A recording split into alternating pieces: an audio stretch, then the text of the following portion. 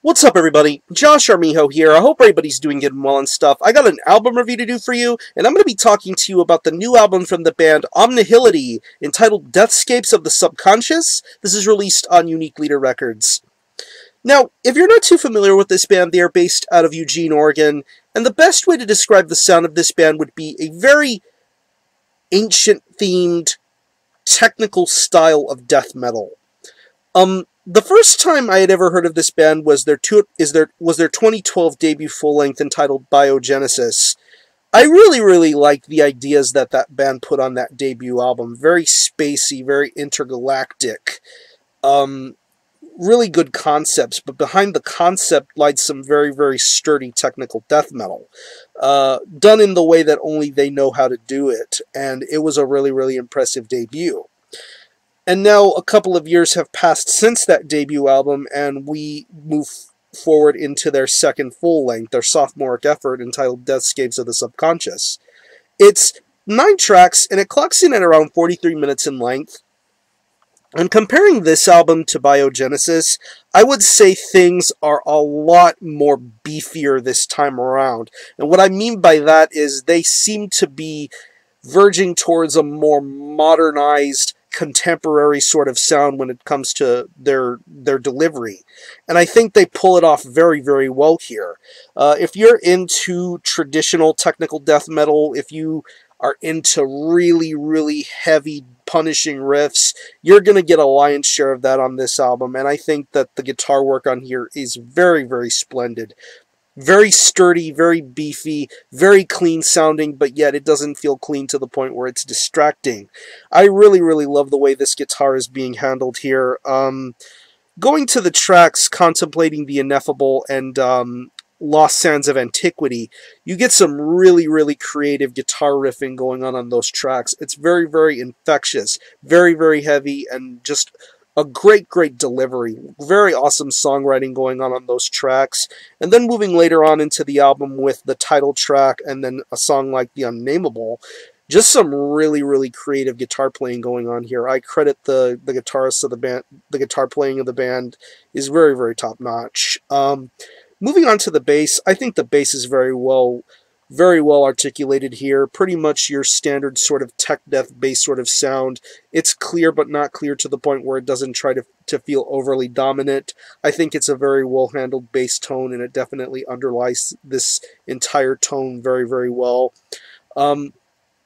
Once again, mentioning the fact that this is a very cleanly sort of record. It has that contemporary, modern sort of tech death sort of production sound. I think it's clean. I think it's very well handled, and you can definitely hear the best of every instrument that can be handled here. Moving on to the drums, this drummer is a very good pace drummer. I love his style. I love his speed and his pace.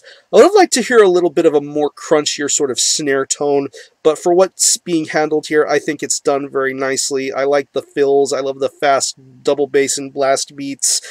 This drummer handles himself very articulately here. Yeah.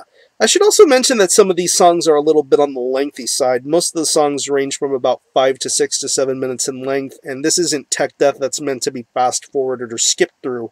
You should really give each song a bit of time and patience.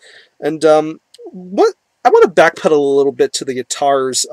There are 2 interludes on this record, Ancient Ruins Forlorn, and it sort of brings out this band's conceptual sort of side. I notice a little bit of an acoustic sort of element going on with those tracks, and I think it's really entertaining. But now, once again, let's fast forward back to the drums. I think the drums are very well handled here, and I think this drummer delivers a very good performance.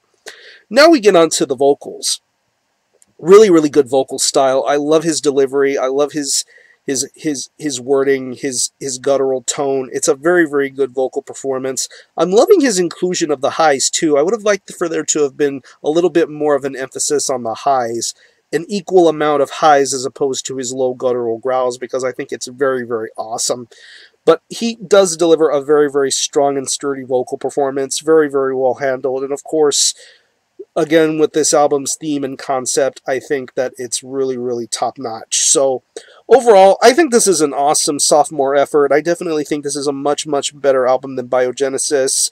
If you're a fan of traditional technical death metal, or if you like clean tech death, or just death metal in general, I would say Omnihility are a band to be on the lookout for. They've definitely improved on what they've had in the past, and I think this will be a great platform for them to continue on in the future. So, if I had to pick any favorite tracks, I would definitely have to say Lost Sands of Antiquity, the title track, The Unnameable, and Divine Evisceration. That's a really sick track. So I'm gonna link you to some tracks that are currently available on the band's YouTube channel, where you can listen to them and decide for yourself whether you think it's worthy of being purchased or not. I will also link you to the band's web store, where you can purchase a physical copy directly through them. You can also buy it through the Unique Leader Indie merch store, but I will link you to the band's web store, so you can support them and help them out. So, again, the album is Deathscapes of the Subconscious by Omnihility. This is released on Unique Leader Records. Definitely check this out, and I'm going to give this a very solid 8 out of 10. Really impressive tech death. I only hope for better things to come from this band in the future. So, support Omnihility. I'm going to conclude this review. Thanks a lot for watching. Thanks for checking out my channel, and until the next time, Armio out.